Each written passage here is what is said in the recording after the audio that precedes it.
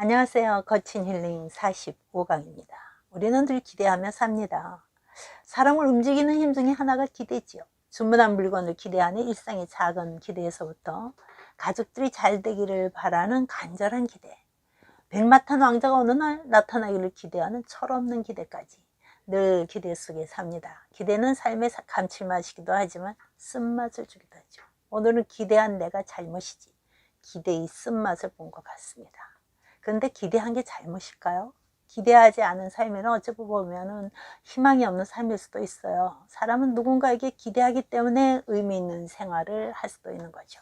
근데 누구에게 어떤 기대를 하느냐가 문제이죠.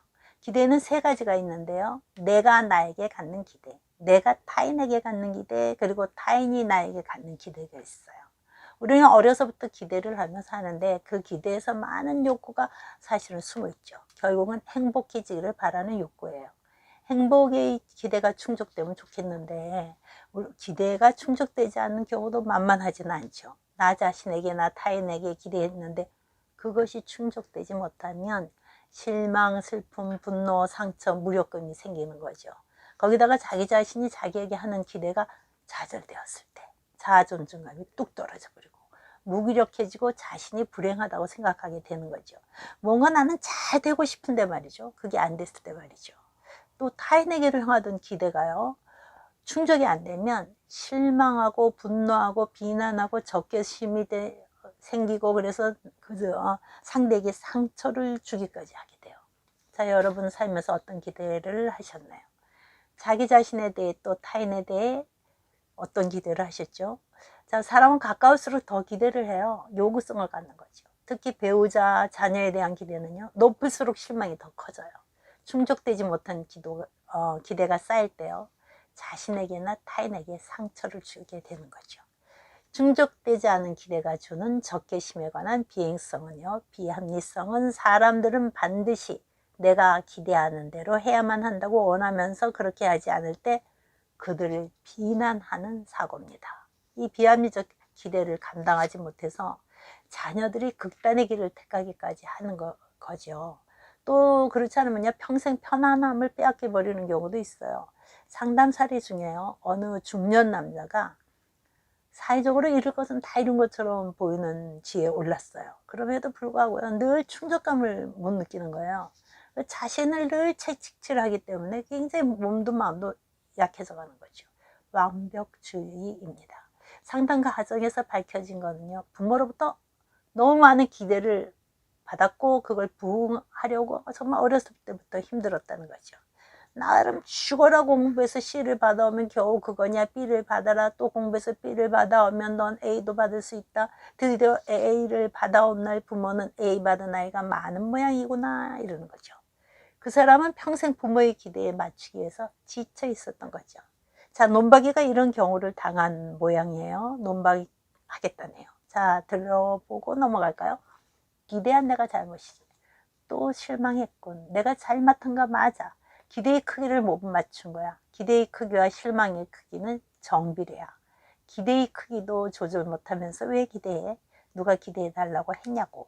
원하는 것과 반대의 결과 미리 짐작은 하고 있었던 것 같은데 그래도 은근히 기대했는데 이번에도 꽝이야. 기대는 혼자 하고 책임을 왜 물어? 실망을 꼭 그렇게 티내고 싶어? 좋아. 의욕을 잃게 하는 방법 중 최고의 방법은 실망 표현이지. 자, 오늘 논박이 상당히 반항적인 것 같아요. 자, 남이 기대를 실망시켰다고 생각하면 엄청나게 사실은 화가 나고 자멸적이 되는 것은 사실이긴 해요. 기대에 대한 실망이 독성이 무섭다는 걸요. 저는 심리학 강의를 들 때 교수님이 예를 든 그 외국에서 있었던 실화에서 알았어요. 어느 아이가 초등학교에 들어갔을 때 계단에서 굴러 떨어졌는데요. 10년이 되도록 일어나지 못하는 거예요. 의학적으로는 아무 문제가 없다는데 말이죠. 결국 심리학자는 그 부모와 이제 상담을 했어요. 근데 어머니의 이야기를 듣게 됐죠. 그 어머니는 좋은 아버지 밑에서 자라서요. 아버지는 굉장히 능력이 있었고 뭐 따뜻한 친분이었던 것 같아요. 그래서 결혼을 하면서 남편도 아버지 같을 것을 기대했던 거죠. 근데 전혀 아니었어요. 남편은 사랑이 없을 뿐만 아니라 너무 무능하기까지 했어요.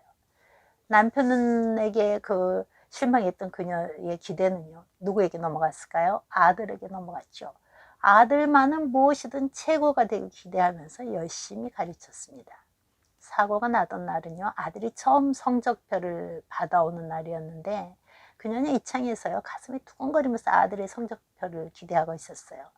아들은 아무 생각 없이 성적표를 내밀었는데 이건 완전 기대를 무너뜨리는 성적이었어요.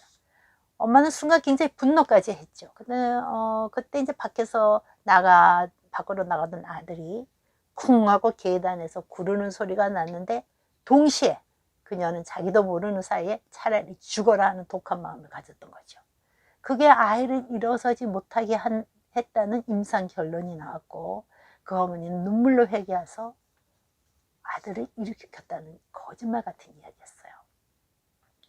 남에게 대한 기대가 좌절되었을 때 실망하게 되는 경우도 사실은 자기 자신이 충족되지 못한 기대 때문이기도 해요. 과거에 충족되지 못해 내 마음에 상처를 내는 기대를 해결하는 방법 알아보기로 하죠. 자, 심리학자들이 5가지를 조언하는데요. 첫째는 충족되지 못한 기대를 버리라는 것입니다. 붙들고 있지 말고 놓아버릴 때 상실감은 좀 있겠지만 기대가 채워질 수 없는 것을 붙잡고 씨름하기보다는 현재 상황을 받아들여야 한다는 거죠.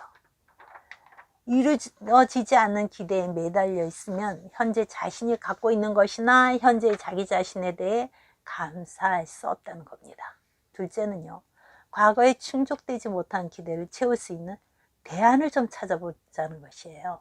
과거나 현재에서 얻을 수 없는 것이라면 그 기대를 충족시키기 위한 대안을 한번 찾아보도록 하자는 거죠. 대안을 찾고 실행해 보는 것은 일상을 사는 건강한 방법이 될 수 있다, 이런 거죠. 셋째는요, 충족되지 못한 기대를 놓지 않겠다는 경우가 있어요. 충족되지 않은 과거의 기대를 나는 놓아버리기도 싫고 대안을 찾으려는 의지도 없다. 그럼 어떻게 해야 될까요? 이 경우는요, 기대를 놓지 않을 경우는 나나 가족이나 누구든지 대가를 치러야 한다는 걸 알아야 돼요. 가족, 자식, 이런 사람들에게 계속해서 기대를 채우려 하기 때문에 그 사람들이 어떤 그 상처의 대가를 받는다는 거죠. 넷째는요, 자신이 가지고 있는 열망에 대한 기대를 현실화시키는 것입니다. 사람들은 보편적으로 갖고 있는 열망이 있어요. 사랑받고 싶고 수용되고 싶고 소속감이나 안정감, 자유에 대한 열망, 이런 걸 갖고 있죠. 이런 열망의 기대가 충족되지 못할 때는요, 건전한 방법으로 이룰 수 있게 한번 직면해 보자는 거죠. 예를 들면요, 나는 아버지의 지지와 수용을 열망하고 기대했는데 그 기대가 절대로 채워진 적이 없었다. 그래서 나는 이렇게 항상 공허하다, 뭐 이런 사람이 있다고 합시다. 그럼 그 사람의 경우는요, 자세히 들여다보면 자신이 진정 인정과 수용을 바라는 것은 꼭 아버지가 아니라도 다른 사람에게나 자신으로부터 그 열망이 충족시킬 수 있다는 것을 깨닫는 거죠. 다섯째는요, 자신의 기대를 충족시키도록 노력하고 용기를 가지는 것입니다. 내 기대를 충족시키기 위해 학교를 다시 돌아가기에는 나이가 너무 많아 라는 그런 신념을 변화시키려면요, 현실적으로 가능한 것에, 작은 것에부터 도전해 보게 하는 거예요. 자기 자신이 장애물이 되지 않도록 용기를 내보는 거죠. 5가지를 말씀드렸죠. 사실 살면서 충족되지 못했던 나의 기대가 어떤 것이 있었는지, 그 기대를 나는 누구에게서 채우려고 했었는지, 내 삶이 공고하고 실망스러운 원인이 충족되지 못한 기대 때문이라는 것을 눈치채기는 쉽지 않아요. 자, 나 자신에 대한 기대나 가족에 대한 기대 잠시 조금 내려놓읍시다. 그리고 좀 더 편안한 삶 사시기 바랍니다. 다음 주에 뵙겠습니다.